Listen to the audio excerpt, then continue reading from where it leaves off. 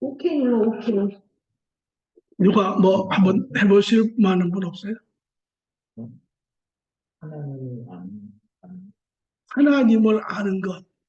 어, 어. 또 다른 분은? 아니, 뭐, 굳이 점수를 주자면 95점이야. 그러니까 정답은, 아니, 이게 자기의 사고를 이야기를 하면 돼. 자기가 지금, 왜냐면 스스로가, 아, 나는 어디쯤 있나? 나는 과연 신앙이 무엇이라고 생각하는가? 내가 왜 신앙생활을 계속해야 하는가? 왜 신앙생활이 나한테 중요한가? 이런 관점에서 진실이 이야기가 한번 듣고 싶어. 왜냐면 진실이는 3대째, 4대째 신앙생활을 하는 친구야. 또 그걸 본인은 모르지만 그걸 통해서 자기가 얼마나 많은 축복의 그런 것을 수혜하고 있는지도 잘 모를 수도 있어. 근데 본인은 뭐라고 생각해, 신앙이? 언어가? 예수님이 제자들을 3년간 공생하시고 가르치신 후에 마지막 제자들에게 파이널 테스트를 하는 장면이 있어. 마태복음 16장에 나오는데 그때 예수님이 물어 제자들에게 너희는 내가 누구라 생각하니? 그랬더니 제자들이 어떤 사람은요 선생님이라고 이야기하고 어떤 사람은 선지자라고 이야기하고 어떤 사람은 뭐 엘리야라고 이야기하고 이렇게 이야기합니다. 그랬더니 예수님이 아니 남이 이야기하는 게 아니고 너희가 3년 동안 나와 함께 지내고 듣고 배우고 행하고 모든 것을 본 너희는 내가 누구라 생각하느냐. 그랬더니 제자들이 이렇게 대답해. 베드로가 주는 그리스도시요 살아계신 하나님의 아들이로소이다. 그렇게 고백해요. 신앙은 창세기부터 계시록까지 수많은 그런 타픽이 있고 수많은 포인트들이 있지만 그거를 다 하나로 뭉치면 단 하나. 무슨 무엇이냐면 하나님을 알고 하나님과 바른 관계 안에 하나님이 우리에게 주신 삶을 살아내는 것. 이것이 신앙이에요. 그러니까 예수님도 제자들에게 이렇게 묻는 거예요. 다시 말하면 너는 나를 아느냐? 이것이 오늘의 질문이야. 신앙생활하면서 나는 과연 하나님을 아는가? 왜? 그게 하나님이 인간을 지으신 이유야. 그게 바로 예수님께서 이 땅에 오셔서 자기의 목숨을 내어놓고 죽으신 이유이기도 해. 오늘 질문은 좀 무겁지만 이거는 우리 모두가 한 번쯤은 직면해야 되는 문제예요. 그래야 여러분의 신앙이 덜 실을 맺죠. 그래서 나는 과연 하나님을 아는가?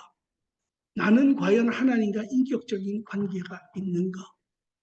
나는 과연 그분과 더불어 그분이 나에게 주신 그 삶을 살고 있는가? 이것이 신앙의 중심이에요. 오늘 여러분 가운데 나는 하나님을 알고 나는 하나님과 같이 동행하고 있다. 복된 사람이야. 그러나 만약에 여러분이 아직도 신앙생활은 오래 했지만 주일날마다 빠지지 않고 했지만 성경도 계속 읽었지만 그러나 나는 과연 하나님을 아는가?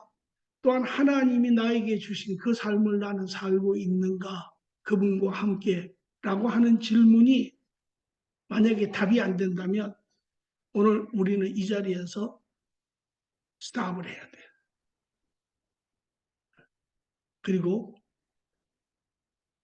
내가 그래서 여러분들에게 그것을 이제 여러분들이 이제까지 들은 이야기들은 마치 3살짜리 아이가 공룡을 넘어뜨리고 당황하는 것처럼 오늘 우리는 교회에서 주위에서 크고 많은 여러 가지 이야기, 좋은 이야기, 저런 이야기 들었지만 그거는 다 공중에 떠다녀.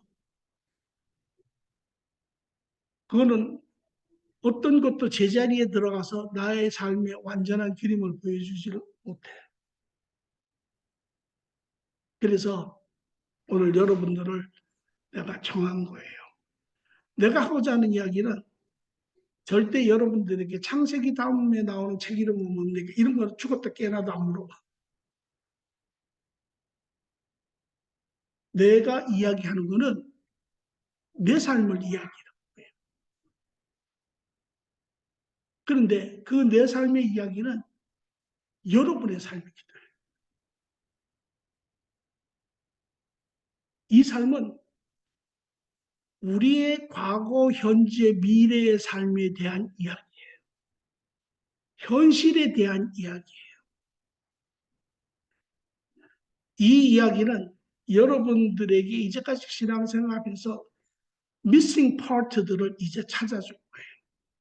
그래서 이걸 하면서 여러분의 이제까지의 신앙이 하나하나 제자리에 자리 잡기 시작하며 바라기는 우리가 10번 만난 후에 여러분이 신앙이 뭔지 알겠다. 하나님이 어떤 분인지 알겠다.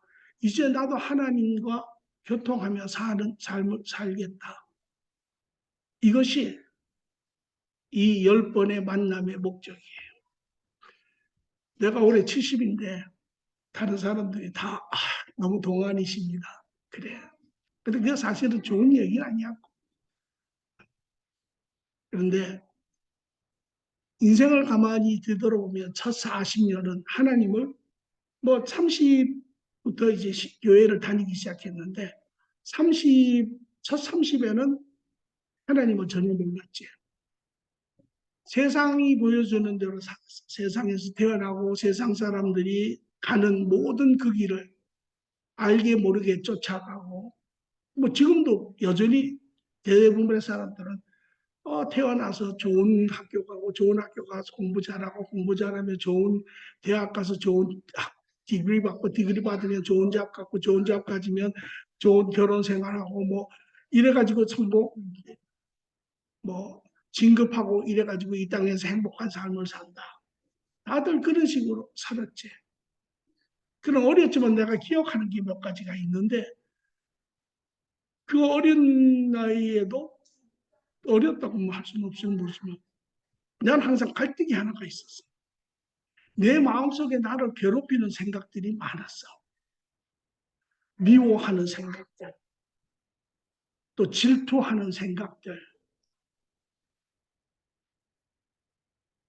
또 남과 비교하는 생각들, 열등적인 생각들, 이런 수많은 생각들이 아주 힘들었어. 그리고 그것이 나에게 뒤돌아보면 아픔도 주었고 상처도 주었고 이런 부분들이 많았어. 그러다가 30쯤 돼서 신앙생활을 시작을 했는데 이제 신앙생활을 그냥 초보 신앙 교회 안에서 생활하고 이제 그 교회에서 아내도 만나서 결혼하고 이제 봉사하고 이런 신앙을 쭉 하다가 참 하나님의 극적인 은혜로 하나님을 만나게 되었어. 그때 내 입에서 제일 먼저 나온 이야기는 난 이제 죽었다 라고 하는 이야기가 딱 튀어나오고 그런데 그 후에도 하나님에 대해서는 이제 살아계신 그분을 내가 만나고 보고 듣고 이 모든 관계가 이루어지면서 그분에 대한 부인을 할 수 없는 이제 나만의 어떤 증거가 있었어. 그런데 하나님에 대한 지식이나 이런 건 없잖아. 잘 모르니까. 하나님이 어떤 분인지, 하나님의 계획이 뭔지, 어떻게 해서 내가 그분과 지금 이렇게 관계가 됐는지. 그래서 내가 30몇 년 전에 물은 이 질문이 완성된 것이 여러분이 가지고 있는 책자예요. 이게 뭐냐면 이런 질문을 했어. 하나님, 내가 옛날에는 세상하고 나만 있는 줄 알았는데 지금은 내 사고의 틀 밖에 있는 하나님이 날 찾아오셔서 만나 주셔서 이제 내가 하나님을 부인할 수는 없습니다. 그런데 궁금한 게 뭐냐면 하나님하고 이 세상하고 나하고는 도대체 어떤 관계, 함수 관계가 있습니까? 다시 말하면 수많은 질문이 있잖아. 하나님은 어떤 분이시고 하나님은 이 세상에 어떤 영향을 미치신 분이고 뭘 하셨고 나는 인간은 거기에 어떤 역할을 하게 되어 있고 또 왜 세상에 오늘 이렇고 수많은 질문을 그런데 나중에 많은 세월이 지난 후에 보니까 그것이 모든 성경에 합쳐놓으니까 그 답이 나오더라고요. 그래서 이것은 나의 삶만이 아니야. 물론 나의 삶이지. 이것을 통해서 내 과거가 어떤 것이었고 내 현재가 어떤 것이고 내 미래가 무엇인지를 답을 찾았어. 이제 나는 여러분들도 여러분의 과거와 현재, 미래의 답을 찾기로 원해. 이거는 여러분들만의 이야기가 아니라 또한 모든 인류의 답이기도 해. 현실적인 답이기도 해. 여러분이 예를 들어서 나는 이 땅에서 지금 뭘 하고 있지? 왜 이러고 있지? 어떻게 살아야 되지? 애들 있는 부모들은 애들을 어떻게 키워야지? 고민이지. 나도 우리 민경이 큰 애를 낳았을 때는 그 기도를 했어. 그랬더니 깊게 기도하는데 성령님이 지혜를 주시는 거예요. 말씀을 하시는데 뭐라 그러냐면 그때 내 고민은 뭐냐면 아니 얘를 한국 애로 키워야 하나? 왜 부모가 한국 사람이니까 미국에 살지만 아니면 얘를 미국 애처럼 키워야 되나? 왜냐면 얘가 사는 세상이 미국이니까. 그런데 하나님이 뭐라고 이야기하시면 이렇게 계셔요. 이거는 지금 애들 키우는 부모들에게 없어서는 안 될 가장 중요한 근본적이고 핵심적인 진리니까 성령님이 이렇게 얘기하죠. 한국 사람으로도 키우지 말고 미국 사람으로도 키우지 말고 그리스도인으로 키워라. 왜? 그리스도인으로 키우면 만약에 네가 한국 사람으로 키우면 걔는 화를 내. 왜? 자기가 살고 있는 영역이 미국 영역이기 때문에.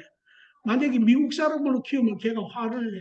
왜? 자기의 뿌리를 모르기 때문에. 그러니까 이 아이들의 문제는 뭐냐면 한국 사이드에 문제가 있으면 미국 쪽으로 도망가. 미국 사이드에 문제가 있으면 한국 쪽으로 도망가. 이런 문제가 있거든. 그런데 그리스도인으로 키우면 이 아이가 하나님의 진리 가운데 한국의 좋은 것들은 가르치지 않아도 지가 다 배워. 그리고 미국 사이드에 좋은 것을 지가 배워. 그래서 한국 사이드와 미국 사이드의 모든 것을 배우는 그러한 일종의 인터내셔널한 그러한 사람이 된다는 거지.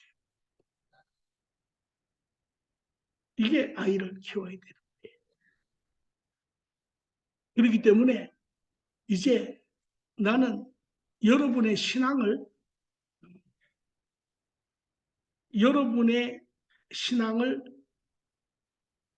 말의 언어가 좀 그렇긴 한데 살아있는 신앙, 여러분이 이제 신뢰할 수 있고 여러분이 의지할 수 있는 그런 진리의 영역으로 여러분을 이제 인도하려고 해요. 그 하나님을 만난 후에 내 삶은 이제 진리 안에 있어요. 그전에는 세상의 어떠한 거짓과 세상의 어떠한 가식적인 것이 들어오면 그 안에서 요동이 일어나는 거예요. 진리가 없기 때문에. 그러나 이제는 하나님 안에 하나님을 알고 하나님이 나에게 향하신 그 삶을 알고 이제는 그분과 동행하는 삶 아주 참 기쁜 삶을 살고 있다. 저는 여러분 모두도 그런 삶을 살았으면 좋겠다. 이것이 이 공부의 핵심입니다. 여기에 이제 몇 가지만 이야기를 먼저 잠시 하겠습니다. 여러분과 공부는 10번만 저하고 만나면 됩니다. 10번. 인생에 10번만 저한테 투자를 하세요. 10번만. 1시간에 2시간 정도 맥시멈 할 겁니다. 그러니까 그렇게 길지 않아요. 제가 장담할 수 있어요. 왜? 오늘 2시간 하고 나서 여러분들이 저한테 목사님 이거 너무 지루했습니다. 그러면 제가 시간 줄이겠습니다. 그러나 절대 그렇지 않을 거예요. 그러니까 2시간만 저한테 투자를 해서 10번만 투자를 하세요. 그리고 여러분의 원래 공부 시간은 토요일로 예정이 되어 있어요. 토요일로. 왜냐면 제가 주일날은 저쪽 가서 또 다른 팀을 지금 해야 되는데 기본적으로 토요일 괜찮습니까?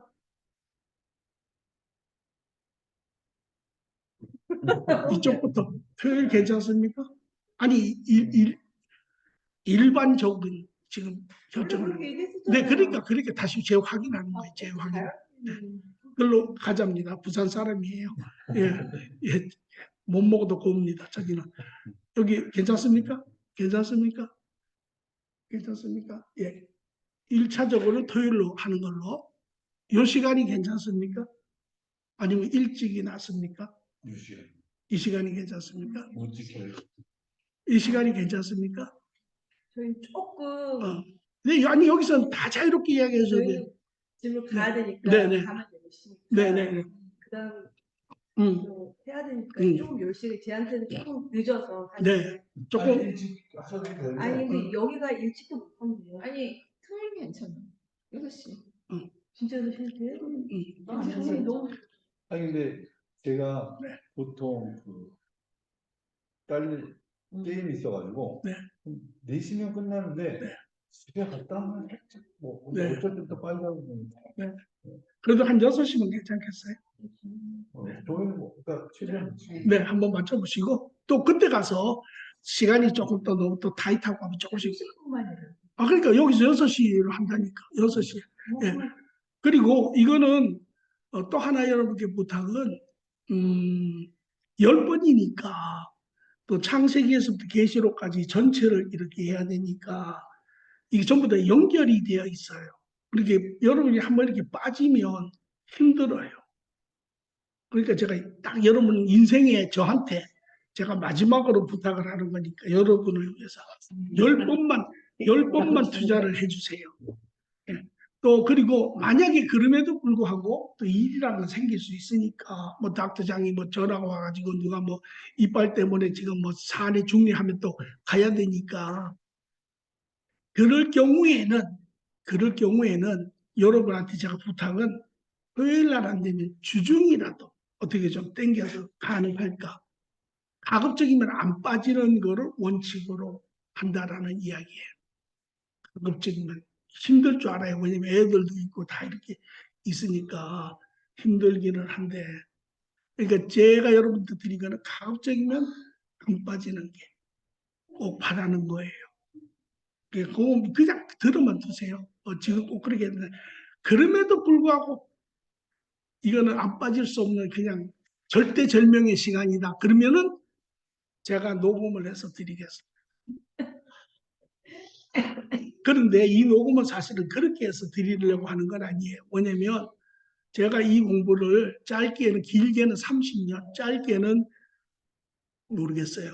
했는데 저희 교회 목사님인데 저한테 이거를 6번을 들으신 분이 계세요. 왜냐면 진리는 복잡하진 않아요. 그런데 진리는 기품이 있어요. 이제 여러분이 아시지만 제가 이거를 가는 데마다 멕시코의 목사님들한테도 다 녹음을 해서 드렸고 또 가는 데마다 그렇게 해요. 왜냐면 계속해서 들으시라고. 이제 이게 좀 많이 좀 이해가 좀 어려울지는 모르지만 여러분 안에 진리가 들어오는 게 아니라 진리 안에 여러분이 들어가야 해요. 그래서 그 안에서 여러분이 발견되려면 여러분 안에는 끊임없는 이 클리닝 작업이 필요해요. 그래서 이거를 제가 해서 매 세션이 끝날 때마다 올려드릴 거예요. 그러면 여러분들이 끌어가지고 여러분 거기다 넣어놓고 여러분들이 계속 들으시기를 제가 꼭 부탁을 드립니다. 예. 그다음에 마지막으로 여러분이 들으시다가 이거는 좀 질문을 해야 되겠다. 이런 부분이 있을 수가 있어요. 그런데 그 부분은 요 시간이 아니면 안 되겠다고 판단이 되시면 하세요.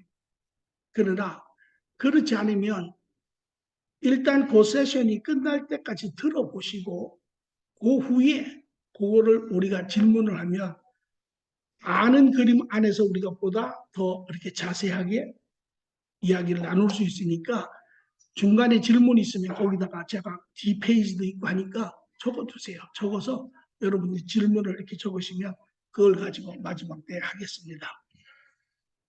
자, 질문이 있으세요? 네? 네. 오늘은 좀 늦게 시작했죠. 아직도 시작 안 했습니다. 아니, 요것도 들어가요. 요것도 들어가요. 좀 늦게. 예. 질문이 있으세요? 괜찮아요. 자유롭게 물으세요. 너무 경직된 것 같아. 아니면 하시면서 또 여러 가지 이런저런 질문이 있으니까 질문이 있을 때 편하게 해요. 오늘은 제가 성경에 대해서 이야기를 하겠습니다. 성경에 대해서 세 가지만 이야기하겠습니다. 세 가지만. 첫째, 성경이 정말 하나님의 말씀입니까? 자, 여러분 이제까지 성경이 목사님이 이야기하고 또 주위의 믿음의 사람들이 이야기하고 그러니까 그냥 성경이 하나님의 말씀이다 이렇게 당연히 들었죠. 예. 그런데 이제는 제가 여러분들의 마치 묘목이라면 묘목을 제가 몇 가지 흔들 겁니다. 그러면 이것이 땅에 깊숙이 박혀 있지 않는 묘목이면 그냥 빠질 거예요. 그런 묘목은 절대 큰 나무로 자랄 수가 없어요. 그래서 제가 흔드는 작업을 좀 할 거예요. 그러나 그 후에 여러분이 이렇게 흔들리더라도 참고 좀 기다리시면 제가 그거를 쭉 설명을 해서 여러분에게 다시 그 때로는 필요에 따라서 묘목을 뽑을 수도 있지만 뽑은 후에 다시 땅을 파서 거기다가 토양을 넣고 해서 단단하게 제가 다시 박는 작업을 할 거예요. 그러니까 여러분들이 좀 흔들리더라도 당황하지 마시고 이야기를 같이 이렇게 끝까지 들으시면 좋겠습니다. 왜냐하면 우리의 신앙의 시작은 성경에서 시작이 됐습니다. 성경이 없이는 우리의 신앙은 없어요. 성경은 우리의 신앙의 모체입니다. 그렇죠? 그렇죠. 그렇기 때문에 우리는 제일 먼저 신앙의 가장 초석이 되며 중심이 되는 성경에 대해서 우리는 확신이 먼저 있어야 합니다.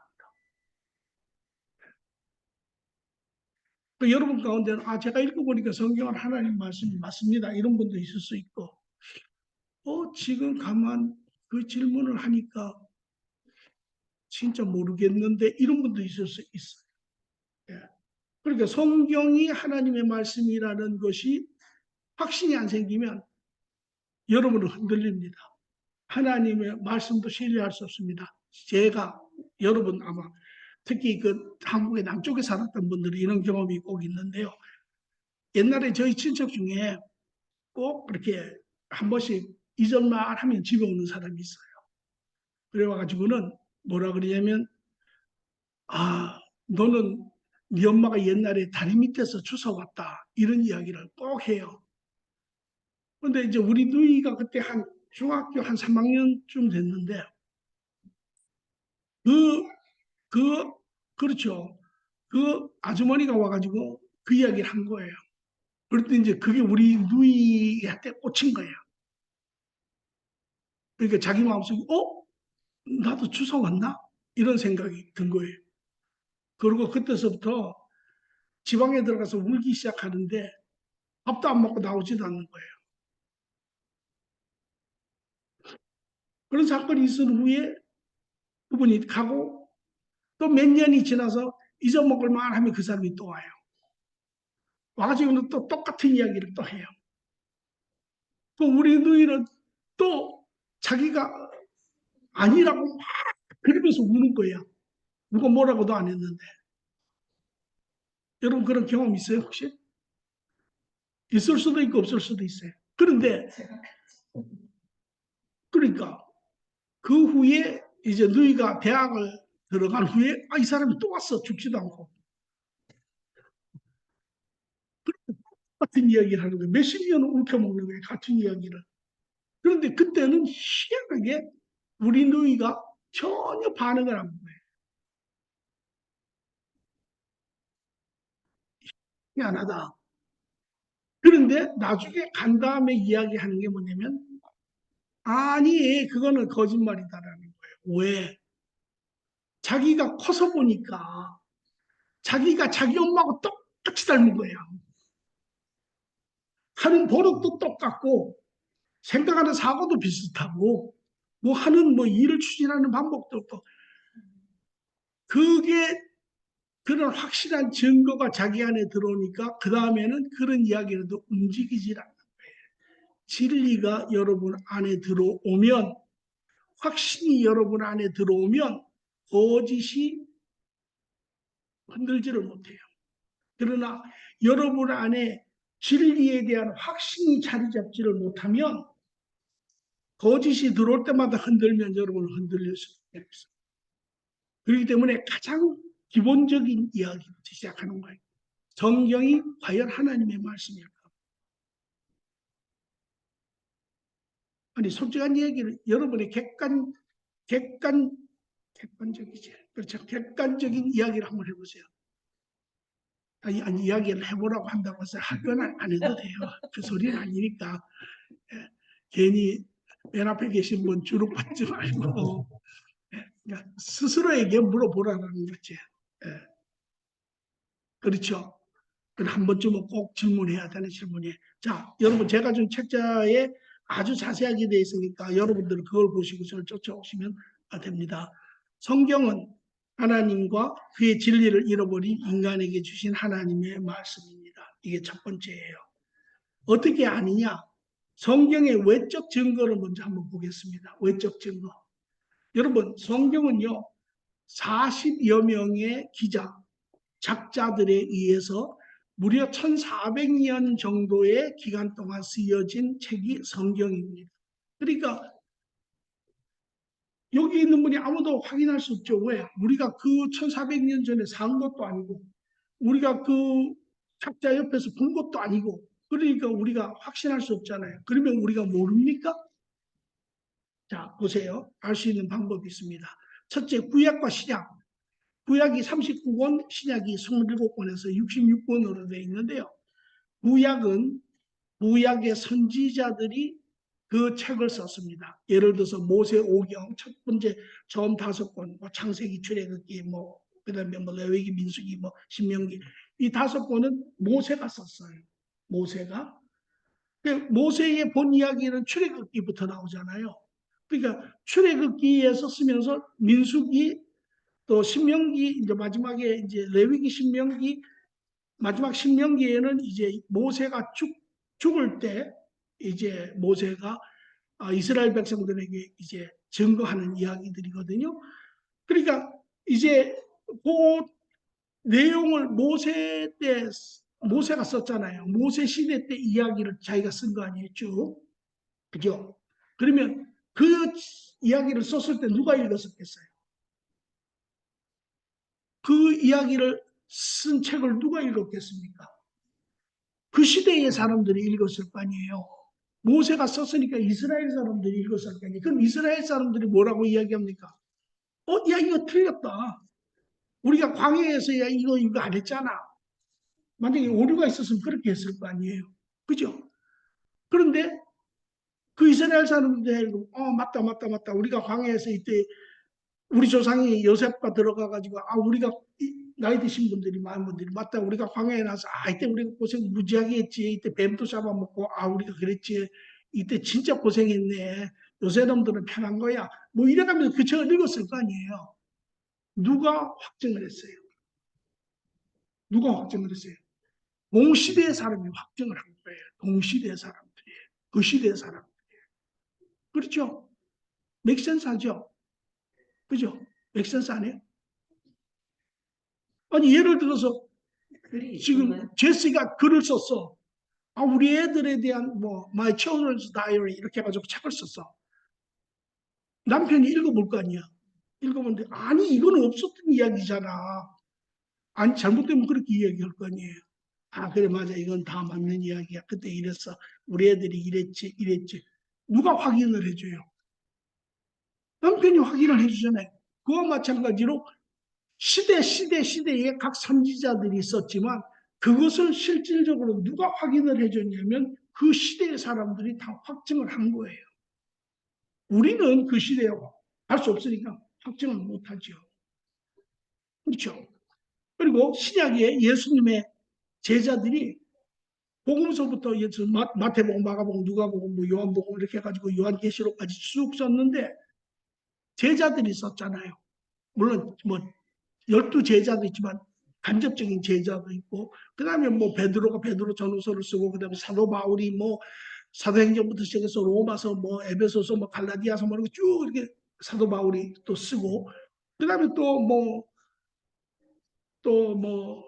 요한이라고 하는 제자가 요한 1, 2, 3서 쓰고 또 요한계시록 쓰고 그러니까 그 동시에 그 시대에 그 책들이 사실은 책 수만 많은 거지 그 시대에 사도 바울이 갈라디아 교회에 편지 보내고 또 에베소서에 교회 편지 보내고 이렇게 쭉 디모데 해가지고 디모데한테 편지 보내고 이런 전부 책자잖아요.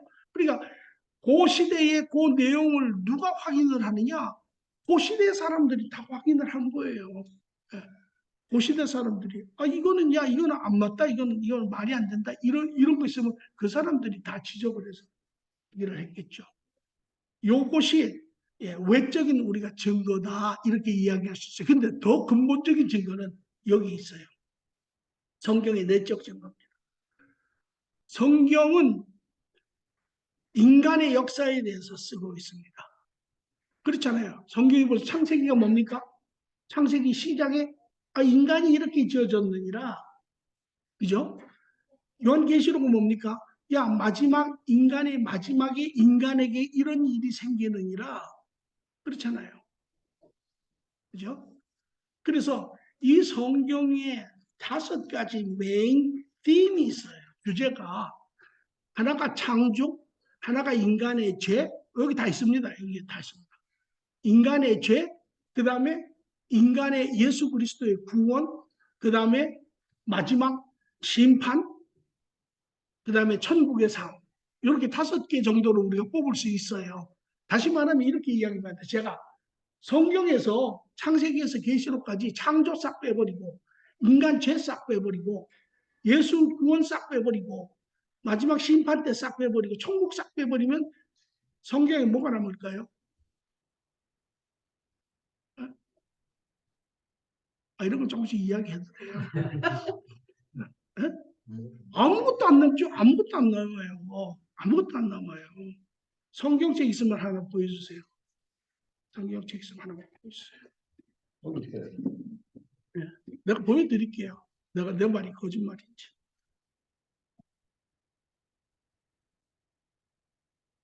이거는 좋은 책.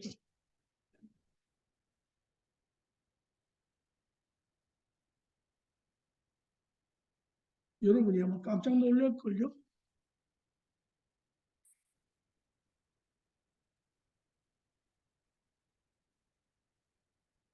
자, 보세요. 요 앞에 부분이 창세기 1장, 2장, 3장입니다.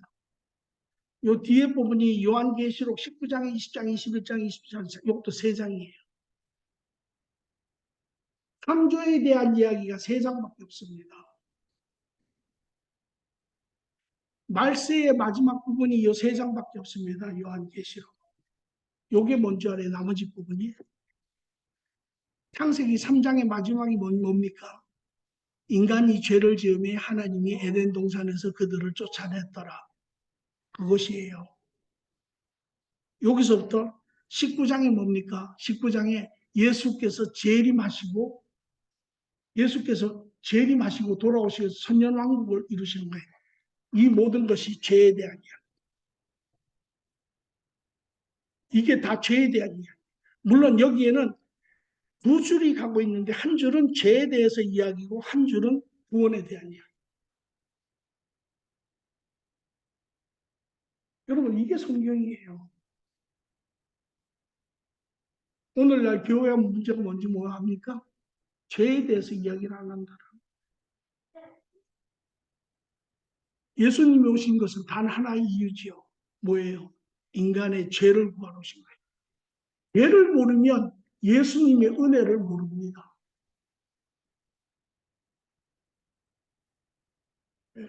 오늘 이것이 현실이에요. 자, 오늘 제가 이 5가지 주제를 통해서 여러분들에게 왜 성경이 하나님의 말씀인지를 확증을 하는 거예요. 다시 말하면 이것입니다. 성경은 인간의 시작과 인간의 끝을 이야기하는 인간의 삶을 이야기하고 있어요. 만약에 이 성경이 이야기하는 것이 오늘 우리가 이 삶을 살고 있지 않습니까? 그죠? 오늘 우리가 살고 있는 이 삶에서 확증하지 못하면 성경은 가짜예요. 오늘 성경이 이야기하는 것이 우리의 삶과 동떨어져 있으면, 연관성이 없으면 가짜예요.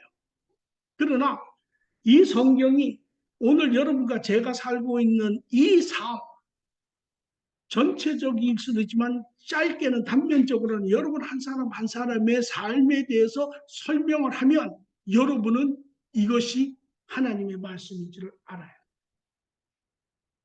왜? 성경이 바로 내 삶을 보여주고 있기 때문에. 동의하십니까? 동의하십니까? 동의하세요? 네, 동의하실 거라고 믿습니다.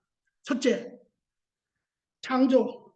우리 인간이 존재하는 시간부터 지금까지 앞으로도 제일 많이 묻는 질문 중에 하나가 인간은 어디서 왔느냐라는 것입니다. 그렇죠? 인간은 어디서 왔느냐?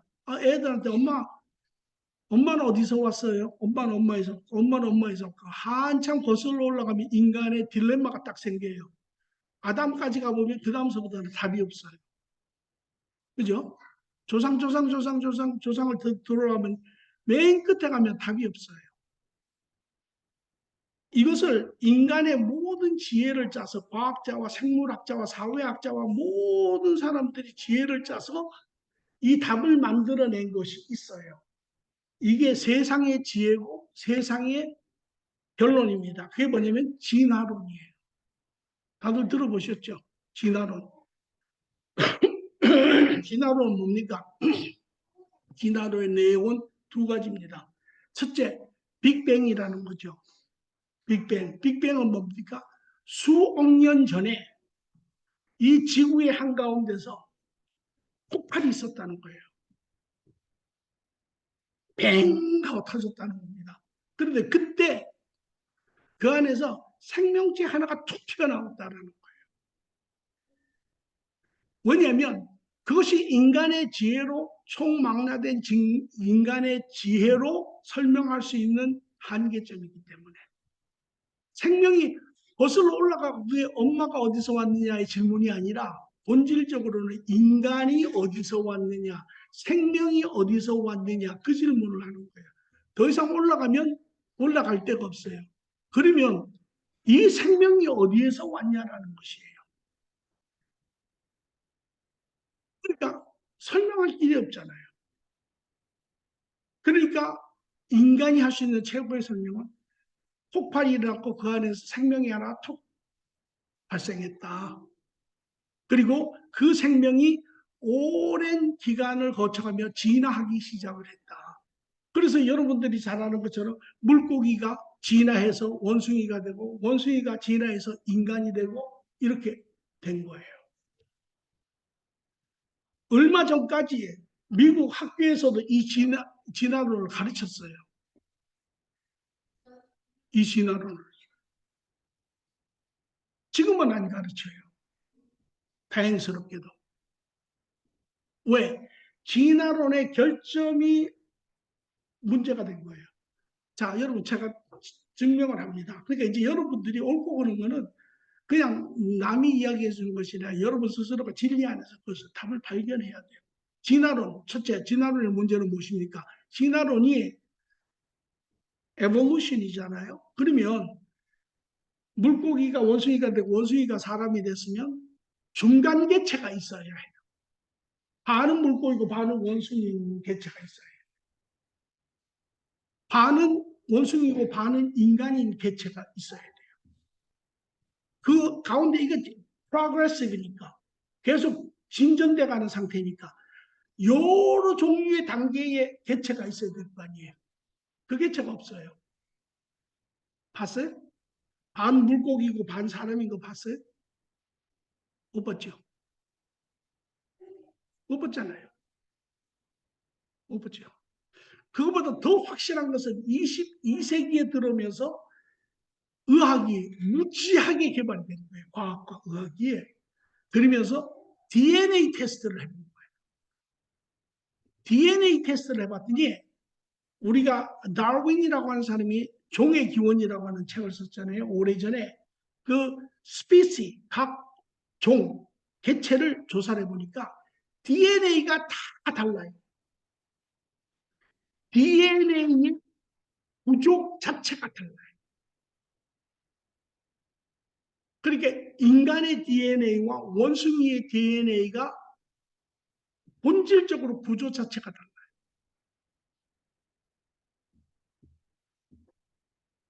만약에 그게 진화가 됐으면 원숭이 구조하고 인간 구조가 이렇게 합쳐져가지고 같아야 되잖아요. 그 구조 자체가 전부 달라요. 그래서 이것은 에볼루션이 아니다. 진화가 아니다. 진화는 물론 인간들이 오래 기간을 봐서 거기에 근거가 뭐냐면 인간도 보니까 진화하더라. 이런 부분이 있어요. 동물도 진화하더라. 그것은 무슨 소리냐면 그 종, 그 개체 안에서의 부분적인 진화가 있어요.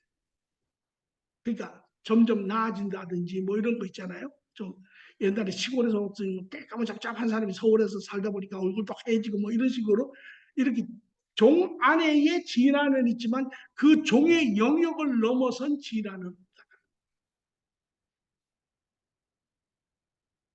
이해되십니까? 동의하십니까? 예, 이것이 인간이 추구해서 찾아낸 답인데 그것이 아닌 거죠. 그러면 성경은 뭐라고 이야기합니까? 성경은 하나님이라고 하는 전지전능하신 분이 그분이 디자인하시고 그분이 창조하셨다.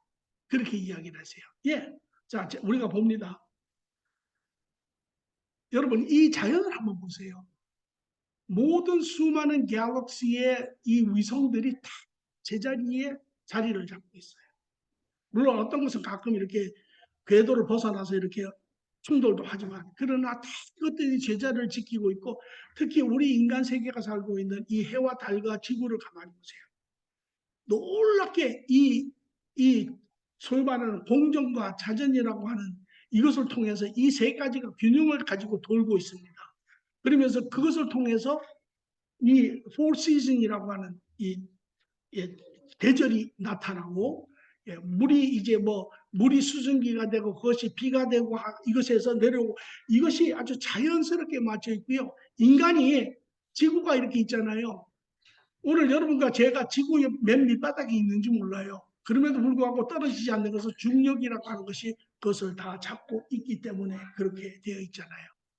자, 누가 시계 있어요? 시계 있어요? 손목시요?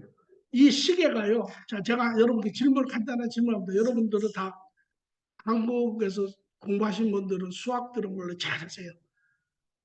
옛날에 벡터라는 거 아마 공부해봤죠.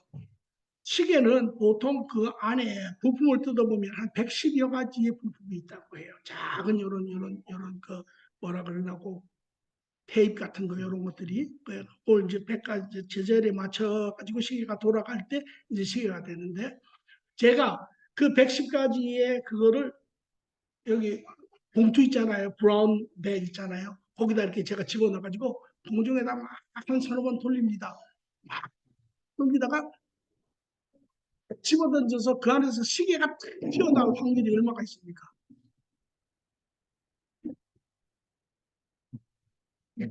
네? 굉장히 그게 수학적으로만 뭐 따져봐도 뭐 110분, 110, 110, 100, 109, 108, 107, 100, 쭉 곱해나가면 숫자가 어떻게 됩니까? 무한대죠.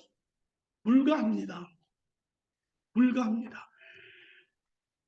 이것은 어떤 아주 위대한 디자이너가 의도적으로 이 모든 것을 디자인을 해서 그분의 초능력적으로 이 모든 것을 다 어레인지 해 두신 거예요. 그분이 또 얼마 전에 좀 시간은 됐습니다만 유명한 석학, 무신론자의 석학과 기독교의 교수가 기독교의 목사가 만나서 변증학, 소위 말하는 하나님은 없다라고 하는 것에 대해서 토론이 붙었어요. 그런데 거기에서 결과적으로 무신론자가 하나님을 영접하고 갔어요. 어마어마한 사건이었어요. 왜 그렇게 됐느냐? 무신론자가 모든 자기의 어떤 석학적인 그러한 모든 증거를 제시를 했지만 이 사람이 마지막에 굴복을 한 부분이 있어요. 그것이 무엇이냐면 이것입니다. 여기에 지금 하나, 둘, 셋, 넷, 다섯, 여섯, 일곱 명의 사람이 있잖아요. 또 여기 책상이 있고 컴퓨터가 있고 뭐 피아노도 있고 뭐 집도 있고 등도 있고 뭐 별의별 게 다 있습니다. 그렇죠? 저마다의 색깔과 모습과 이런 것을 가지고 있잖아요. 그렇죠? 그런데 놀라운 게 하나가 뭐냐면 이 모든 다른 개체들이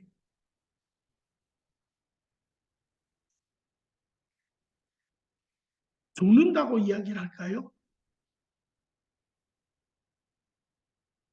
그렇게 됐을 경우에 모든 개체가 동일한 하나를 가지고 있어요. 사람이나 책상이나 집이나 공기나 물이나 컵이나 이 모든 것이 동일한 요소를 가지고 있어요. 그게 뭔지 아세요?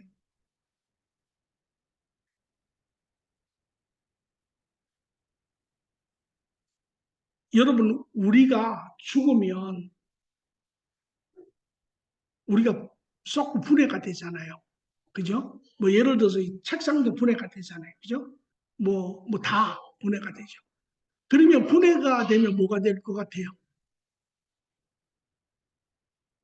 조금 좀 이렇게 지성인답게 좀 생각을 하셔서 뭐가 될 것 같아요? 아니 뭐 지성인도 아니야. 고등학교 졸업해서 다 알아. 원소가 그렇죠, 그렇죠. 화학 원소가 되는 거예요. 화학 원소가. 이 모든 것은 화학 원소의 결합에 의해서 만들어진 거예요. 물은 뭐예요? H2O잖아요. 그죠? 그 다음에 인간의 뭐 피는 뭐 하면은 그 화학 그 결합이 있잖아요. 그렇죠?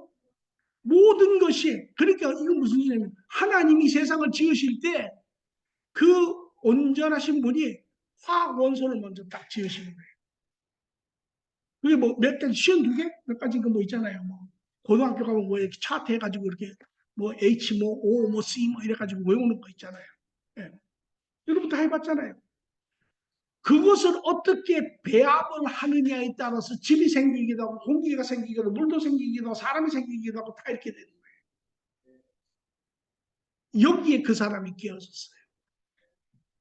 다시 말하면 모든 것이 지어지기 전에 하나님은 그 화학 원소를 가지시고 그것을 가지시고 짓기 시작하시는 거예요. 하늘을 지으시기 시작하고 땅을 지으시기 시작하고 인간을 지으시기 시작하고 그 원소를 가지고. 그래서 이것이 다 다시 원점으로 돌아가면 뭐만 남느냐? 세상은 다 없어지고 화학 원소는. 누가 이렇게 지을 수 있겠습니까?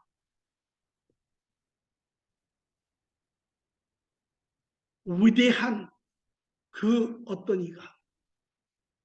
그분이 없이는 이 세상은 이렇게 절대 지어질 수 없다는 것이에요. 그분이 누구냐고요? 그분이 바로 하나님이라고 하시는 분. 그 디자인은 이름 알고 싶죠? 그분이 하나님이에요. 김복동이 아니고. 김복동 누군지 알아요? 김복동 몰라요? 앙드레 킹. 예. 예, 그분이 아니고 하나님이라.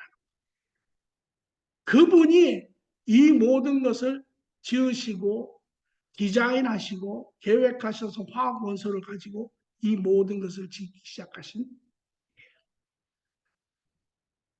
이것이 성경이 이야기하는 것입니다. 하나님이 그렇게 지으셨다. 여러분은 진화론을 믿으십니까? 창조론을 믿으십니까? 지성인답게 객관적으로. 자, 또 넘어가보죠. 두 번째. 우리가 살고 있는 세상에는 왜 이렇게 악이 많을까요? 세상에서 많이 하는 이야기가 뭡니까? 하나님이 정말 선하신 분이라면, 하나님이 사랑이라면 세상에는 왜 이렇게 악이 많을까요? 하나님이 정말 우리를 긍휼하게 사랑하신다면 왜 죄 없는 사람들이 고생을 할까요? 이런 질문들을 많이 하죠. 세상은 뭐라고 이야기합니까? 세상은 인간의 이 악에 대해서 어떻게 합니까? 세상의 관점을 보세요. 세상은요, 우리가 인간의 역사를 쭉 보면 인간이 죄를 지어요. 죄를 많이 짓죠. 예. 인간이 죄를 많이 짓습니다. 그런데 오래전부터 이런 질문을 해요. 인간은 선합니까? 악합니까? 성선설이 맞습니까? 성악설이 맞습니까? 왜 어떨 때는 보면 되게 선한 것 같은데 어떨 때는 보면 되게 또 악한 것 같아요. 여러분 어떤 게 맞다고 생각해요? 그것은요. 잘못된 게 없어요. 제대로 관찰한 거예요. 인간에게는 두 양면이 있어요. 그래서 그 대신에 세상이 오늘 여러분 인정하지 않는 것이 하나가 있는데 세상은 인간이 죄를 짓는다는 거에 대해서는 동의를 해요. 그런데 인간이 타락했다라는 거에 대해서는 동의하지 않아요. 그렇기 때문에 세상이 이제 이 인간을 통제하는 방법을 만들어냈어요. 그래서 제일 먼저 만들어낸 게 법이에요. 오늘 법, 우리의 세상의 법. 그래서 이 세상의 법을 만들어가지고 인간을 통제하자. 인간에게 고통을 주자. 법을 어기면 나쁜 짓을 하면 인간을 감옥에 가두고 벌금을 내게 하고 그래서 인간에게 아픔과 고통을 주자라고 해서 세상에서 법을 만들었어요. 그런데 여기에 법은 맞아요. 인간의 잘못을 법이 제일 먼저 하는 건 이거 하지 마. 이거 하면 너 혼나. 그러니까 잘못하는 걸 알게 해요. 뭐가 죄인지를 알게 해요. 그죠? 그러니까 죄를 예를 들어서 LA에서 아리조나 가는데 쫙 이제 여기다 60 스피드 리밋이 65마일이야. 그런데 무시하고 85마일, 90마일로 가면 딱 잡히면 뭐 벌금 한 200, 한 300불 맞고 또 뭐 드라이빙 스쿨 뭐 해야 되고 뭐 여러 가지 복잡한 게 많아요. 그러니까 고통을 주는 거죠. 그렇게 해서 법이 인간으로 하여금 죄를 알게 하고 스스로를 통제하게 만드는 역할을 하는 것은 맞아요. 그러나 법이 인간의 본질적인 것을 바꾸지는 않아요. 법이 있다고 해서 인간이 본질적으로 선해집니까? 선해지지 않아요. 왜? 증명할 수 있어요. 어떻게 증명할까? 교도소 숫자가 자꾸 느네. 본질적으로 변함이 교도소 숫자가 안 늘어야 되는데 교도소 숫자가 자꾸 늘어. 법은 세상에서는 법이 인간을 교정한다라고 하지만 법은 인간의 본질을 교정하지 바꾸진 않아요. 인간의 행동을 절제시킬 뿐이죠. 이것이 되지 않으니까 그 다음에 두 번째로 세상에 하는 게 뭐냐면 그러면 교육을 시키자. 교육을 시켜서 보다 나은 인간을 만들자. 그래서 교육을 막 시켜요. 그래서 죄에 대해서 가르치고 죄가 미치는 영향력에 대해서 가르치고 죄를 끼치면 정신적으로 관계적으로 재정적으로 어떤 해가 끼치고 이 모든 것을 가르쳐요. 그래서 죄를 더 잘 알게 섬세하게 알게 됐어요. 그리고 죄에 대해서 더 이렇게 깨는 부분이 있어요. 그러나 교육이 인간을 본질적인 내면을 바꾸지는 못하는 거예요. 여러분, 그러면 교육 제일 많이 받은 사람이 제일 선량한 사람입니까? PhD 디그리 5개 받은 사람이 제일 선량한 사람입니까? 지금 대한민국에 제일 똑똑하다고 하는 이 검사들이 서울법대 출신 검사들이 제일 그 사람들이 선량합니까? 아니잖아요. 이것이 세상이 가지고 있는 방법이에요. 세상은 인간을 통제를 할 수는 있을지 모르지만 인간을 본질적으로 변화시키지는 못해요. 성경은 뭐라고 가르칩니까? 성경은 이렇게 가르쳐요. 세상에 죄가 많은 것은 인간이 죄성으로 타락하였기 때문이다라는 것이에요. 인간이 타락하였기 때문에 타락한 인간이 타락한 짓을 한다라는 거죠. 그래서 자 그러면 오늘 여러분들이 스스로 자신의 마음을 저한테는 이야기 안 해줘도 돼요. 저는 이미 다 알고 있어요. 그러니까 여러분만 다시 보세요. 문 조금 열어가지고 여러분 안을 가만히 들여다보세요. 여러분 안에 어떤 생각이 있습니까? 여러분 안에 어떤 생각이 있습니까? 이거는 제 이야기를 적어놓은 거예요. 사람을 지배하는 것이 마음이에요. 예, 마음. 그래서 마음의 생각들 거기 보면 더러움, 미움, 자기의 악함, 엄난, 살인, 무정함, 비정함, 불의, 이기심. 또 이러한 내 안의 마음 때문에 결과적으로 후회, 상처, 끊어짐, 고통, 이혼, 결별로 가득하다라는 것이에요.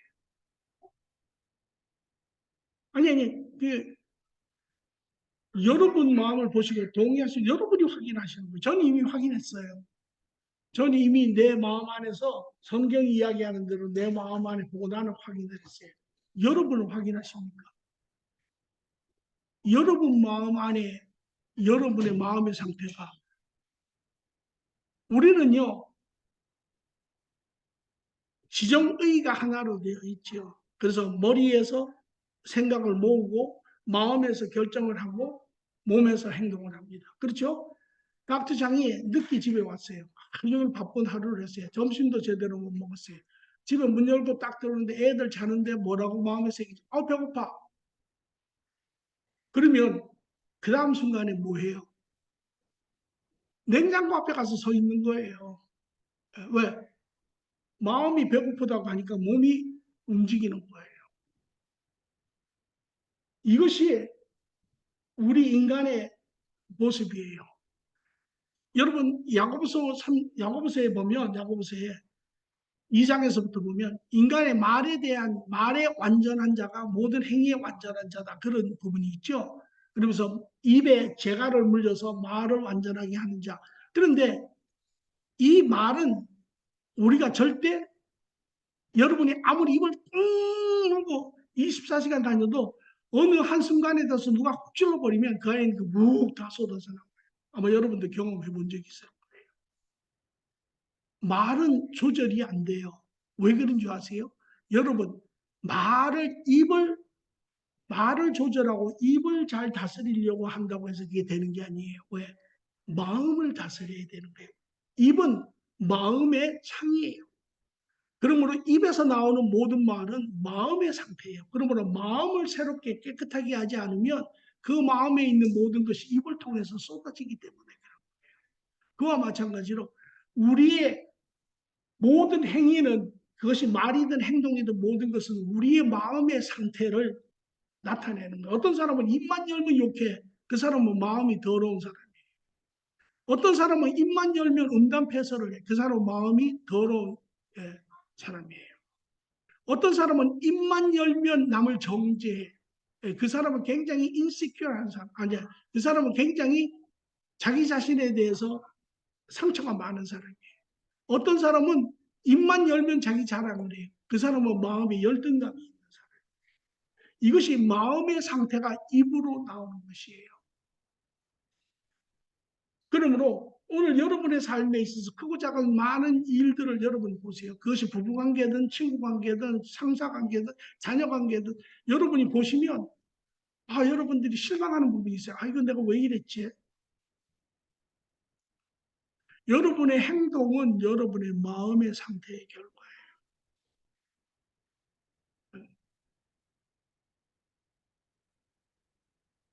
여자들이 이런 부분에 남자들보다 조금 더 예민해요. 그러니까 남자들은 여자들보다 내적인 부분에 조금 약하고 외적인 부분에 조금 강해요. 그러니까 남자들은 어떤 목표를 세우면 목표를 향해서 달려가는 건 잘해요. 완성하는 건. 그러나 내적인 부분은 좀 약해요. 그래서 자 보세요. 제가 여기 두 가지 예를 들었습니다. 여러분이 잘 아는 석가, 불교. 지금의 불교하고 석가의 불교하고는 좀 다릅니다.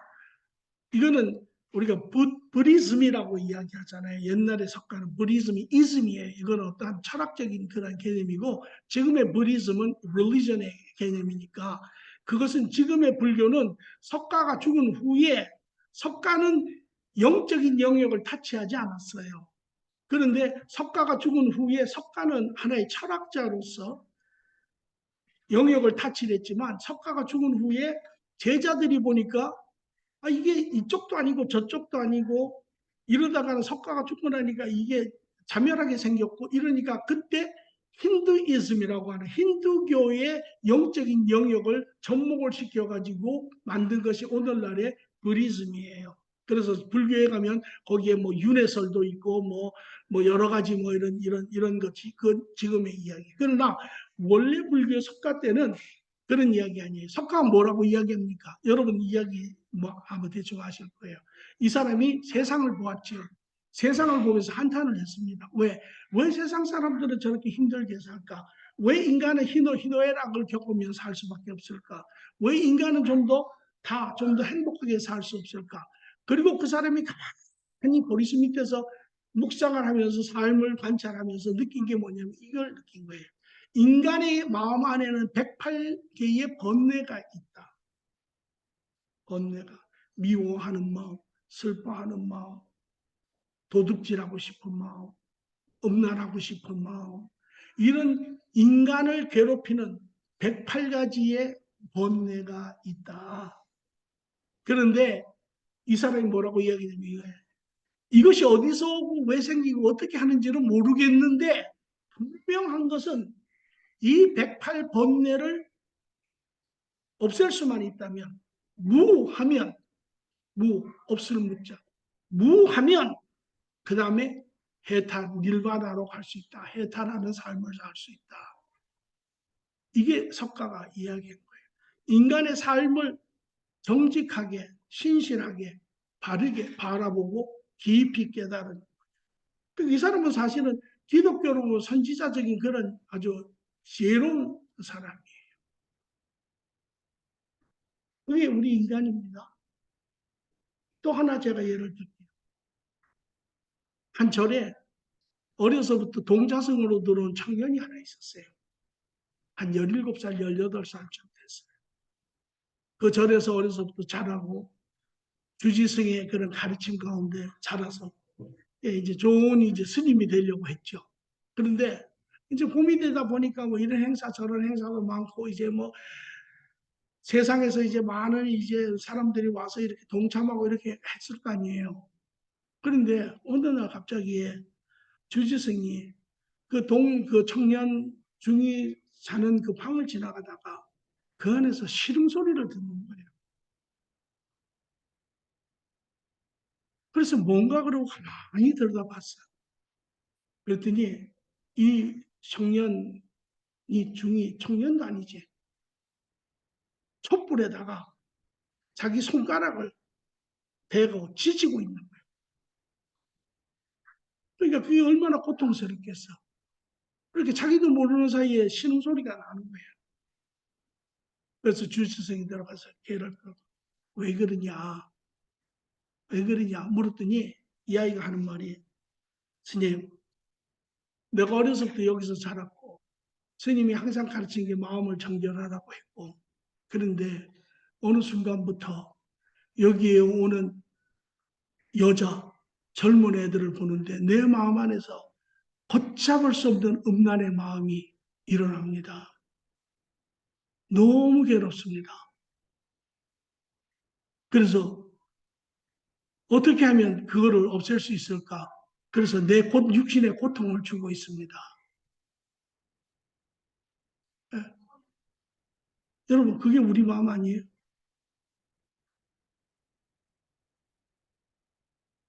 그게 우리 현실의 마음의 모습이잖아요. 왜 그렇습니까? 우리의 마음이 타락해 있기 때문에.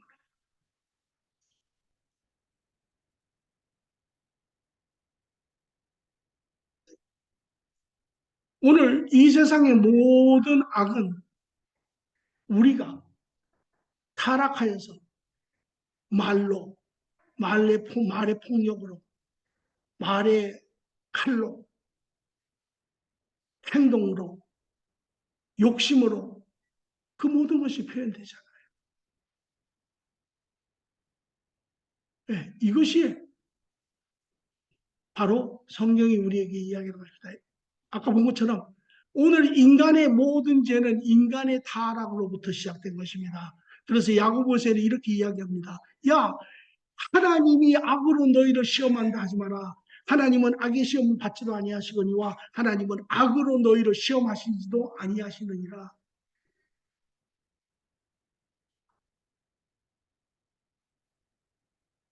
우리 타락이 오늘 세상을 이렇게 만든 것이죠. 하나만 더 하겠습니다. 구원. 성경은 구원에 대해서 이야기합니다. 인간은 그러므로 구원을 얻어야 한다라고 이야기했지만 세상에서는 뭐라고 이야기합니까? 세상에서는 구원이라는 이야기가 필요 없죠. 무슨 구원은 무슨 구원? 왜 그렇습니까? 여러분, 이것 아주 또 중요한 한 부분인데요. 여러분은 지금 세상을 어떻게 보고 있어요? 여러분이 보시는 세상은 어떤 세상입니까?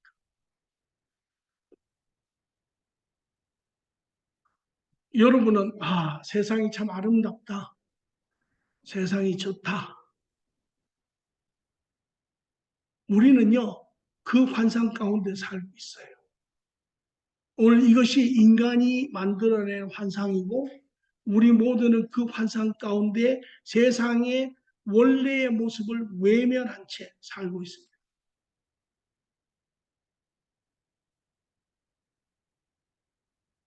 세상이 만들어낸 철학은 이와 같습니다.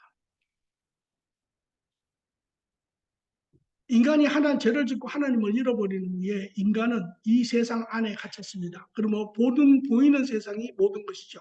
그러므로 이 세상 밖에 어떤 것도 없고 이 세상 후에 어떤 것도 없고 이 세상만 있다라고 생각을 해요. 그리고 뭐라고 이야기하냐면 이 세상이 우리가 필요한 모든 행복을 준다라고 믿습니다. 그래서 내가 열심히만 하면 우리는 이 세상에서 모든 것을 이룰 수 있다라고 우리의 세상이 가르쳤고 우리의 앞에 사람들이 가르쳤고 우리의 부모가 가르쳤고 학교가 가르쳤고 그렇게 가르쳤어요.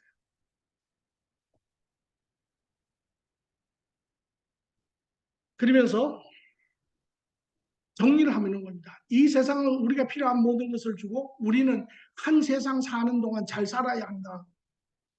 우리가 세상을 잘 살려면 우리는 세상으로부터 인정받는 사람이 되어야 한다. 세상에서 인정받는 사람은 세상이 우리를 섬기는 그런 사람이 되어야 된다. 우리가 세상이 우리를 섬기려면 우리는 모든 영역에서 성공한 사람이 되어야 한다. 그것이 학문이든 권력이든 돈이든 명예든 무엇이든 간에 그 부분에 우리는 성공한 사람이 되어야 된다. 그리고 이제까지 모든 인류는 우리 전 세대, 그 전 세대, 그 전 세대, 그 후세대도 그렇고 우리도 그랬고 우리 자녀들도 그렇고 그 길을 향해서 지금도 맹목적으로 가고 있습니다. 그리고 세상에서는 부모님이라는 게 필요 없어요. 이거 우리가 사는 세상 아닙니까? 우리가 사는 세상이에요. 그러나 조금 더 우리가 그 안을 들여다보면, 엑스레이를 찍어서 그 안에 들여다보면 오늘 세상의 사람들이 이렇습니다. 어떤 이는 상처와 미움에 묻혀서 과거의 삶을 살고 있는 사람도 있고요. 어떤 사람은 후회 속에서 삶을 포기하며 살고 있는 사람도 있고요. 어떤 사람은 삶의 고통 가운데 무기력하게 그냥 생존하는 사람도 수도 없이 많고요. 어떤 이는 무의미한 삶을 마감하는 사람들도 많습니다.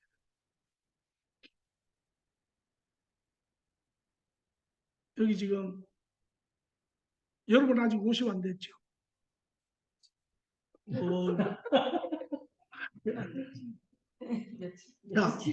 자, 우리 여기 늙은 오빠도 계신데, 왜냐하면 제가 왜 이걸 보냐면, 여러분이 이게 우리가 남자는 제2의 사춘기라는 게 와요. 제 경우에 보니까 50 초반부터 이렇게 시작이 돼요. 근데 그 순간이 되면 여러분이 어느 날 순간 갑자기 이렇게 뒤를 딱 돌아보게 돼요. 그리고 스스로에게 묻기를 내가 이제까지 뭘 했지? 이렇게 질문을 해요. 뭘 하고 살았지?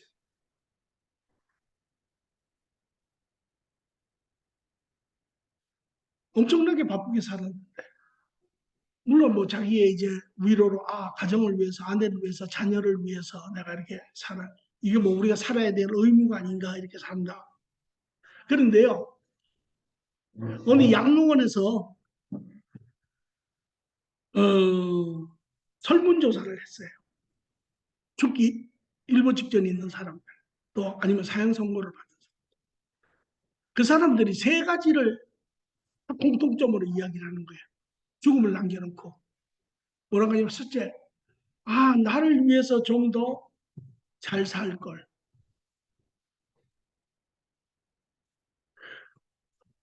그냥 나는 없이 그냥 살았네. 둘째, 내가 사랑하는 사람들하고 좀 더 시간을 많이 할 걸. 셋째, 내가 다른 사람들을 위해서 좀 살 걸. 이 세 가지가 제일 후회스럽다.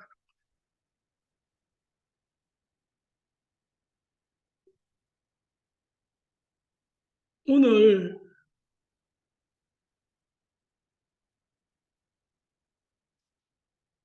이것이 세상에서 우리에게 가르치고 있고, 우리는 이것을 아주 그냥 머리 가득히 채우고 이 안에서 그냥 스스로를 자꾸 위로하면서 스스로에게 자꾸 자위하면서 우리는 그렇게 살아요. 그러나 실질적으로 여러분 삶을 한번 들어보세요. 여러분의 사랑하는 아내 옆에, 자녀 옆에, 여러분이 하고 싶어하는 직장, 동료 옆에 안에서도 여러분은 얼마나 힘들어하는지를 한번 가만히 보세요.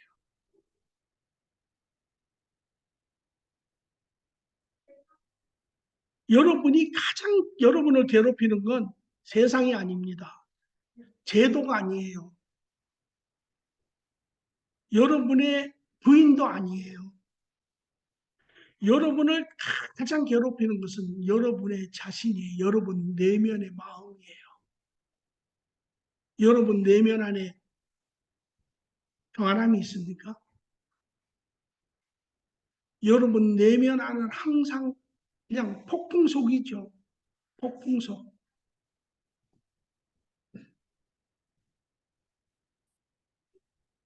나는 한 그런 생각도 해보세요. 아이고, 내가 할 수는 없으면 이걸 열어가지고, 이렇게 열어가지고, 내 심장을 물에다 좀 깨끗하게 좀 씻어가지고, 다시 이렇게 집어넣으면 얼마나 좋을까. 그게 안 되잖아요. 내가 내 마음대로 내 마음을 어떻게 할 수 없잖아요. 그래서 노래 제목 이런 것도 있어요. 내 마음 나도 몰라. 그죠? 제가 우리 집 제 아내랑 이렇게 한번 다툰 적이 있어요. 애들 문제 때문에. 조그만한 문제인데 그게 이제 점점 이제 뭐 이야기하다 보면 이제 괜히 퍼지고 이제 엉뚱한 데로 가고 이렇게 되잖아요. 그래서 이제 교회에 가서 나는 이제 출근하고 이제 교회 일하면서 가만히 생각을 해보니까 이건 내가 잘못한 부분이구나. 이건 이 사람이 좀 잘못 생각을 한 부분이구나. 근데 내가 이제 퇴근하고 간 다음에 내가 가면은 미안하다고 내가 그래야지. 연습도 해봐. 한국 사람들은 미안하다는 말 잘 못하니까 연습도 한두 번 해보고.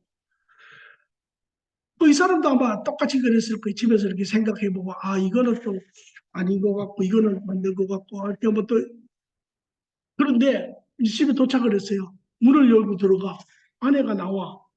그러면 이제 내가 준비했던 대로, 내가 이런 부분을 미안하게, 미안하다고 생각한다. 뭐 이렇게 하고 이 이야기를 해야 되는데, 딱 얼굴을 보는 순간 내 입에서 말이 탁 튀어나오는데, 어떤 말이 튀어나오느냐? 미안합니다가 아니고, 오늘 반성 많이 해봤습니까? 이렇게 나옵니다.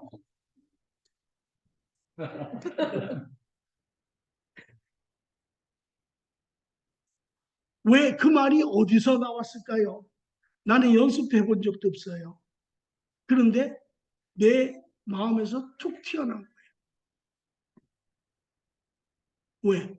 그만큼 우리의 심령이 타락해 있기 때문에. 난 그걸 보고 깜짝 놀랐어요.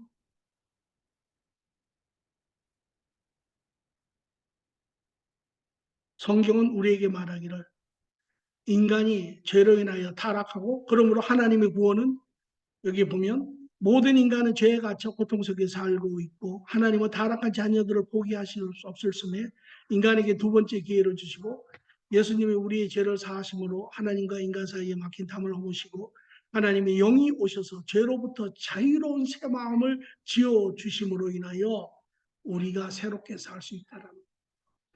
하나님이 우리에게 새 마음을 지어주시려고 그래서 하나님과 관계가 회복이 되고 나아가서는 하나님의 뜻대로 하나님의 선하신 뜻대로 우리 인간을 살게 하기 위하여 예수님이 오신 거예요. 천국 가서 삽니다. 천국 가서 사는 거 맞지요. 그러나 이 땅에서 지옥 살고 거기서만 천국 갑니까? 그 소리가 아니에요. 그래서 이 내 안에 타락한 죄성을 이기고 새롭게 지어주시려고 오신 것이에요.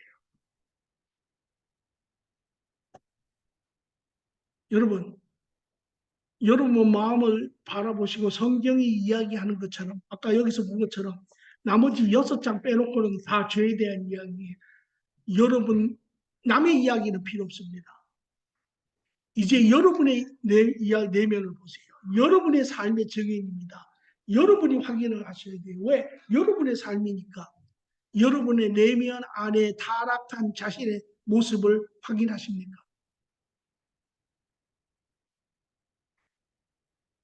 이게 내 마음입니다.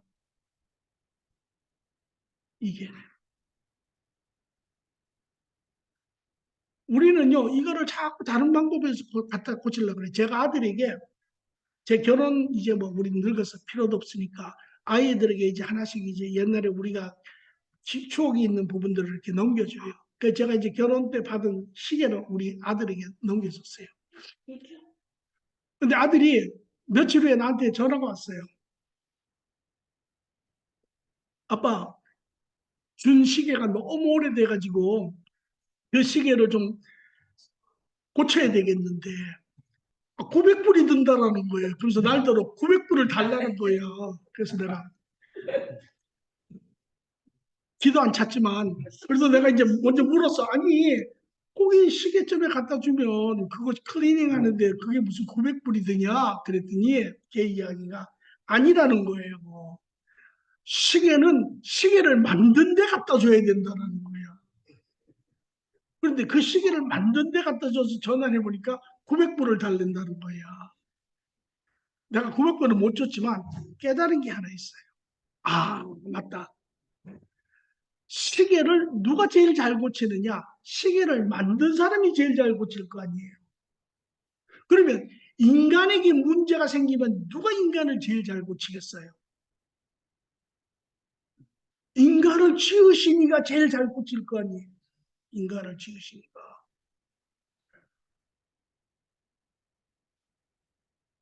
그죠? 예. 그러니까 하나님이 야, 내가 너를 안다. 내가 너의 근심을 안다. 내가 너의 아픔을 안다. 내가 이제 너희를 고쳐주리라. 새롭게 하리라. 예. 우리의 마음이 새로워져야 돼요. 이 마음이 새로워지기 전에는 우리는 할 수 있는 게 별로 없습니다. 그래서 결론적으로 하나님은 죄로 인해 하나님과 모든 영적 진리의 영역을 잃어버린 인간에게 하나님의 관계를 회복하기 위하여 세상의 진리를 적어 우리에게 주셨습니다. 자, 제가 이것을 정리하면서 묻습니다. 하나님이 성경이 하나님의 말씀이신 것을 여러분 확인하셨습니까?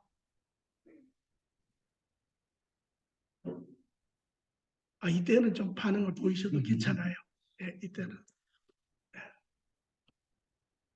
확인이 되십니까? 확인이 되십니까? 네. 네, 좋습니다. 이제 여러분은 이제 성경에 대해서는 이제 의심하지 않을 거예요. 네? 어떻게 확인되는지 물어봐요. 아니, 그건 안 물어봐요. 얘기할 수 있어 이제 확실히. 아니, 그건 안 물어봐요. 내 얼굴을 보면 벌써 알아요, 다. 지금 이 결론이라는 건 금방 이렇게 뚝 떨어져서 되는 게 아니에요. 과정을 이렇게 거쳐서 결론에 도달하는 것이죠. 제가 이 과정을 여러분을 쭉 보면 이미 여러분이 어떤 결론에 도달하는지를 제가 이미 알아요. 자, 첫 번째였습니다. 이제 시간은 8시 47분, 7시, 얼마 걸렸네.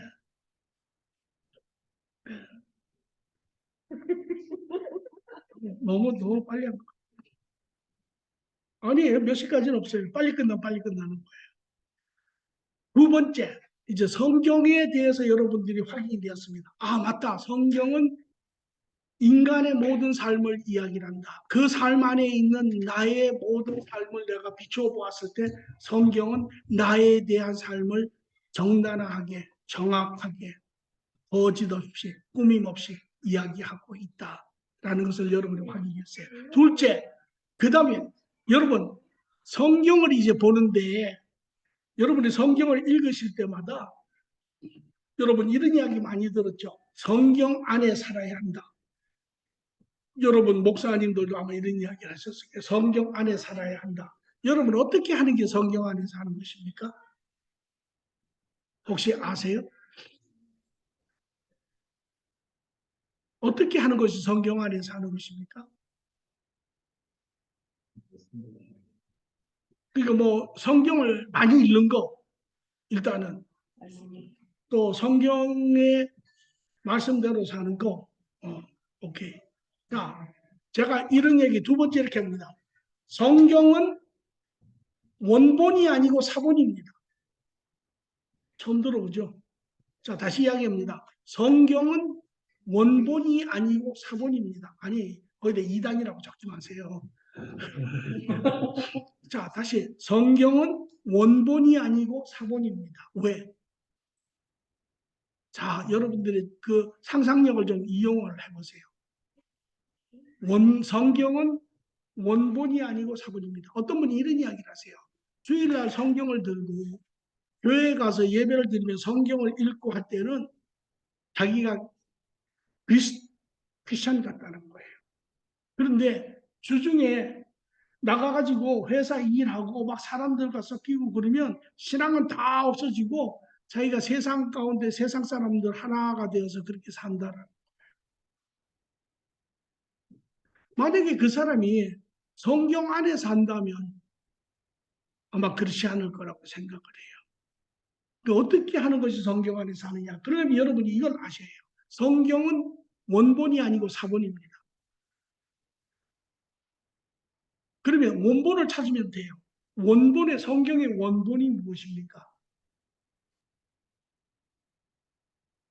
성경의 원본은 어디 있을까요? 저 위에 하나님이 가지고 계실까? 아니죠. 아까 제가 성경은 뭐를 이야기하고 있다고 이야기했습니까? 성경은 뭘 이야기하고 있다고 이야기했어요?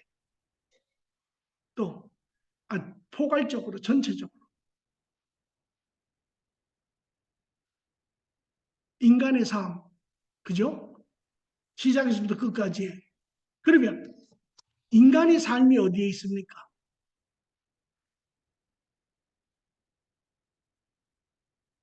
말씀. 인간의 삶이 어디에 있습니까? 네? 내 안에 또 아니 괜찮아요. 여기는 뭐 점수 주고 이런 건 없어요. 걱정하지 마세요. 여러분들이 이렇게 자꾸 동참하는 건 좋아요. 예.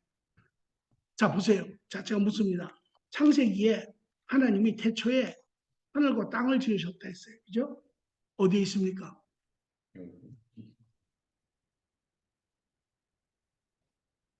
하나님이 마지막 때 심판 때 하늘과 땅을 심판해요. 어디에 있습니까? 성경의 원본은 바로 이 세상입니다. 성경의 원본은 이 세상이에요. 그런데 무슨 일이 생겼는가? 인간이 죄를 짓고 나서 성경의 영적인 영역은 다 잊어버렸어요. 그리고 육적인 영역만 보고 있습니다. 그래서 하나님이 하나님과 진리의 영적인 영역을 잃어버린 인간에게 그것을 보여주기 위해서 이 책을 쓰신 거예요. 다시 말하면 이 책의 내용은 이 세상의 시작부터 끝까지의 내용을 지금 적고 있는 거예요. 그러면 성경은 원본입니까? 사본입니까? 사본이지요. 원본은 어디에 있습니까? 여러분이 살고 있는 이 세상이죠. 그럼 여러분은 성경을 어떻게 읽어야 돼요? 성경 안의 말씀들을 이제 뽑아내기 시작을 해야 돼요. 그래서 그걸 어디다? 여러분이 살고 있는 세계에다 던져서 진리로 여러분의 갇혀져 있는 진리의 영역을 열기 시작해요.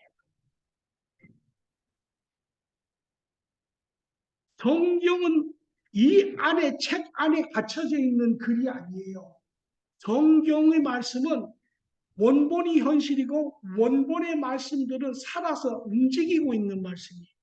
이것을 뽑아서 여러분이 살고 있는 세상에 이제까지 죄로 인해서 갇혀져 있는 여러분의 눈의 세계를 열어야 해요. 이것이 바로 여러분이 성경 안에 사는 것입니다. 그러니까 여러분이 이제까지 읽었을 때는 성경을 읽었죠. 하루에 몇 장씩도 읽고 계속 읽고 시간 나는 대로 읽었죠.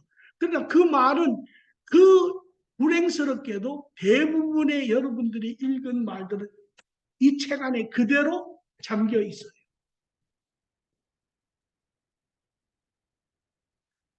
그러니까 여러분이 책을 많이 읽고 하지만 여러분이 삶 가운데 가면 뭔가 이게 정복이 안 돼요.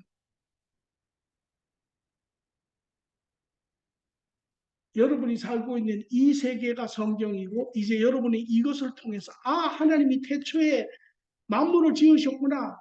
세상을 보면서 이것이 하나님이 지으신 세상이로구나. 그때 그 당시에 아담이라고 하는 사람이 살았고 이브라고 하는 사람이 에덴 동산에 살았구나.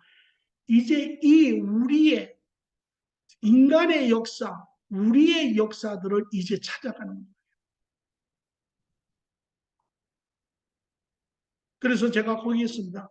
성경의 이야기하는 세계는 어떤 세계입니까? 성경의 실체는 현 세상입니다. 그러므로 우리는 성경의 말씀을 통해 창조된 세계의 바른 모습을 찾아야 합니다.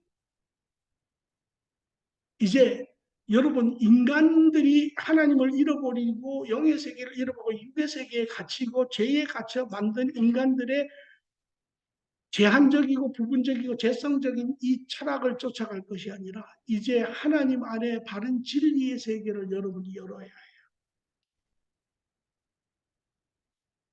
그럴 때 여러분은 비로소 성경 안에 사시는 겁니다. 여러분 하나님 이 책 안에 계십니까? 하나님 이 책 안에 있어요? 아니잖아요. 여러분이 살고 있는 이 세계가 바로 성경 안에 이것이 원본입니다. 그런데 인간이 죄를 짓고 잃어버렸잖아요. 어떤 세상에 살고 있는지도 모르잖아요. 그 전에 어떤 것이 있었으며 그 후에 어떤 것이 앞으로 이 세상 후에 있는지도 인간은 모르잖아요. 그러한 인간을 다시금 하나님이 진리 가운데로 인도하시고 그리고 그 진리 안에 그 중심이 되시는 살아계신 하나님과 만나 여러분이 받은 여러분의 신분과 여러분의 삶을 찾게 하기 위해서 쓰신 글이에요. 그러므로 성경을 더 이상 이 안에 가두지 마시고 여러분이 살고 있는 이 세상의 성경입니다. 예쁘시죠?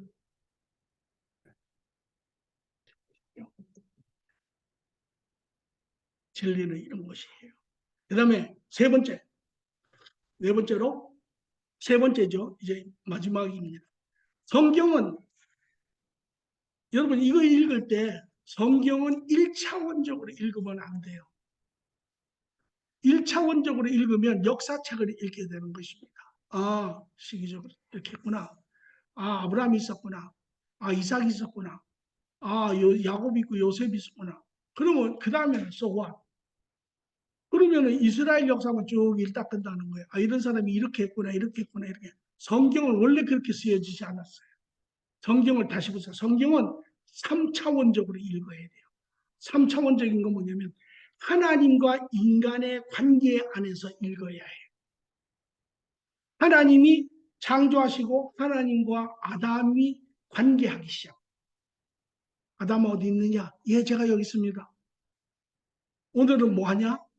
아, 오늘은 뭐 별로 할 건 없는데요. 그러면 내가 너에게 짐승을 보낼 테니까 이름이나 지어주라. 관계 안에 있는 거예요. 그 다음에 아브라함이라는 사람이 우리에 살았어요. 그런데 어느 하나님이 찾아보셨어요. 그리고 야, 너희 본향과 너희 친척을 떠나서 내가 너에게 보여준 땅으로 가라. 가나안 땅으로 가라. 그리고 아브라함이 동행하는 거예요. 한참 미적미적거리고 머뭇머뭇거리다가 가요. 아란을 거쳐가지고 간데 가니까 또 기근이 있어요.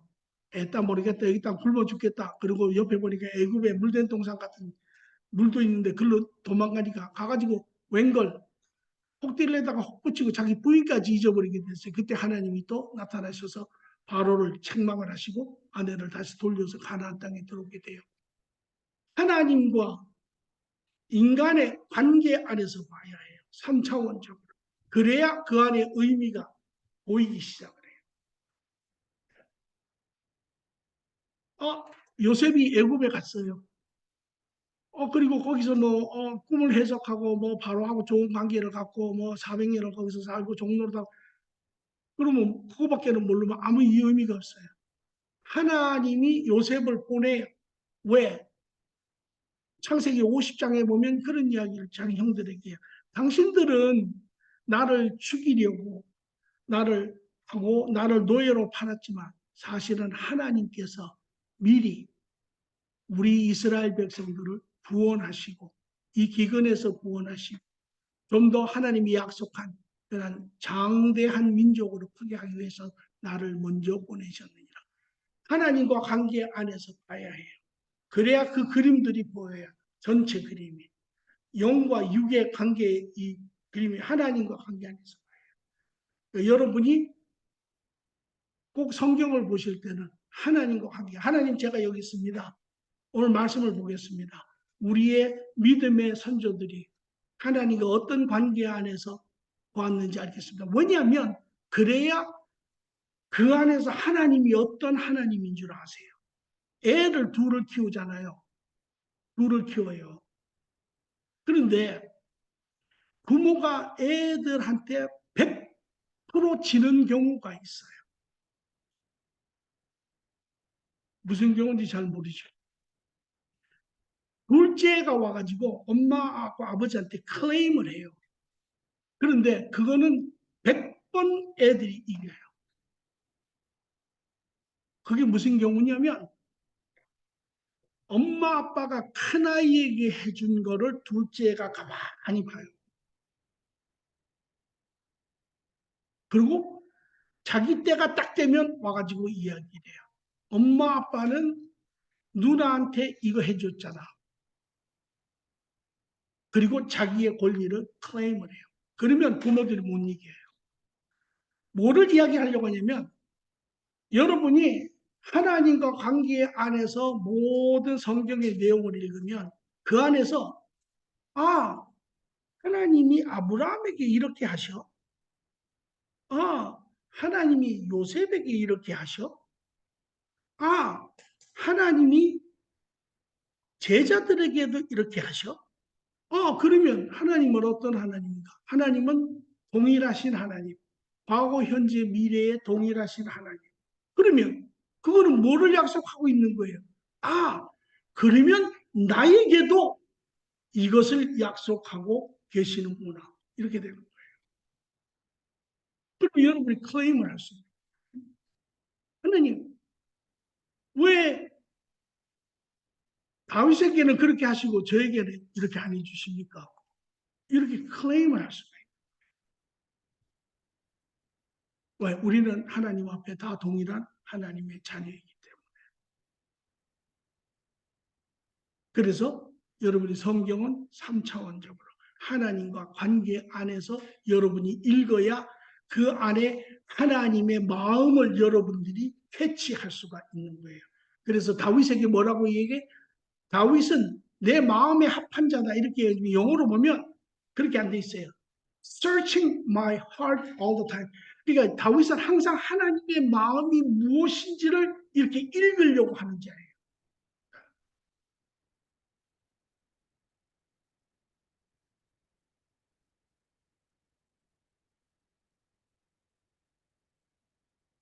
오늘 공부한 것을 마무리합니다. 결론을 같이 보죠. 마지막 밑에 결론이 있습니다. 성경은 신앙은 곧 삶이라 증거합니다. 여러분, 신앙과 삶은 이분화되는 것이 아닙니다. 여러분이 어디에서 왔습니까? 하나님에게서 왔어요. 여러분의 신앙은 어디서 시작합니까? 하나님과 시작해서 시작합니다. 그러므로 신앙과 삶은 하나입니다. 하나님이 세상과 인간을 지으심으로 인간의 삶이 시작되었습니다. 그러므로 신앙 즉 하나님의 관계 안에 우리의 삶이 있고 시작이 되었습니다. 하나님은 여기 중요한 부분입니다. 하나님은 세상에 일어나는 모든 일의 원인이고 오늘 우리 삶에 크고 작은 많은 일이 일어납니다. 우리는 왜라고 하는 질문을 엄청 하지요. 그런데 여러분이 왜를 백날 해도 하나님과 관계가 형성되지 않으면 이 답을 알 수가 없습니다. 그러므로 하나님이 세상에 일어나는 모든 일의 원인이시고 세상에 일어나는 모든 일은 하나님의 계획의 결과입니다. 그러므로 신앙과 삶은 하나입니다. 분리될 수 없습니다. 자, 오늘은 여기까지입니다. 시간은 1시간 반 조금 안 걸렸습니다. 자, 기도하고 마치겠습니다.